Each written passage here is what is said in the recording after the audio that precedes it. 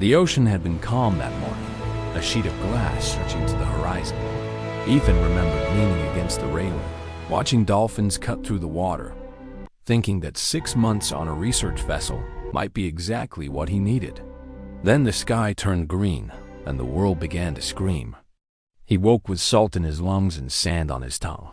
His leg was broken, or something close to it, and the sun was already beginning to burn. He dragged himself up the beach, calling out names he barely remembered, finding bodies that moved and bodies that did not. 5 women pulled themselves from the wreckage. Maya, a marine biologist with a steel spine. Lena, a nurse who checked his leg before he could ask. Sophie, who was 19 and should not have been there. Priya, who said nothing at all. And Alara, who looked at the empty horizon and did not cry. The first month was survival. They built shelter from the wreckage, found fresh water in the island's heart, learned which fruit would feed them and which would kill them. Ethan worked beside them, his leg healing, his hope fraying.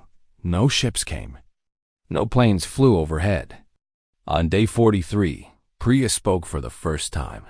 She was sitting by the freshwater pool, her hands folded over her stomach, her face turned toward the sea. "I'm pregnant," she said. And the silence that followed was heavier than any storm. One by one, the others spoke. Maya was pregnant. Lena was pregnant. Sophie was pregnant. Alara was pregnant. 5 women, all strangers before the ship, all carrying children conceived in the lives they had left behind.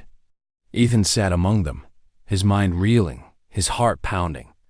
"I didn't know," Maya said, and her voice cracked. "None of us knew about the others. We were all running from something. We all thought we were alone."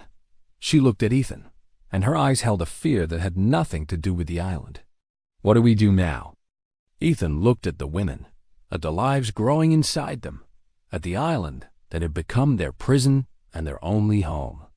He thought of his own past, the family he had lost, the years of running from things he could not change, and he made a promise.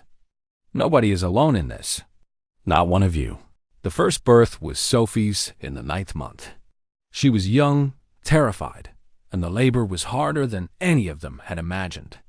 Lena delivered the baby by torchlight, her hands steady, her voice calm, while Ethan held Sophie's hand and told her to breathe. A boy. They named him Kai. The births came in waves after that. Maya's daughter was born in the rainy season, the thatch roof leaking, the wind howling. Priya's twins came early, tiny and fragile, and they did not think they would survive. But they did. All of them did. 5 mothers, 5 children, 1 island. Ethan built a signal fire on the highest point of the island. He built it the day Kai was born, and he fed it every day after that. Green wood for smoke, dry wood for flame. Rain or shine, sick or healthy, exhausted or desperate, he climbed that ridge and he fed the fire. The children grew wild and free, their world the beach, the jungle, the lagoon. They did not know there was anything beyond the reef. They called Ethan Uncle, and they followed him through the island like ducklings after their mother. He taught them to swim, to climb, to read the stars. The mothers built a life. Maya mapped the island, drew charts of the currents, studied the creatures that lived in the reef.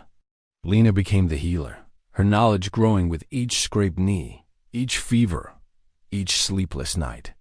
They became something none of them had expected. A family. Ethan watched them from the ridge sometimes, the fire crackling beside him, the sun setting over a sea that had forgotten them.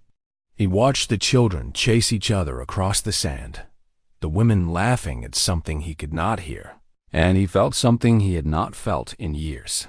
Peace. The years passed. Kai learned to fish, his small hands steady on the spear Ethan had carved for him. The twins learned to speak a language that was half English, half something they had invented themselves. And Alara, the quiet one, began to look at Ethan in a way that made his chest ache. They found each other in the 5th year, on a night when the moon was full and the children were sleeping.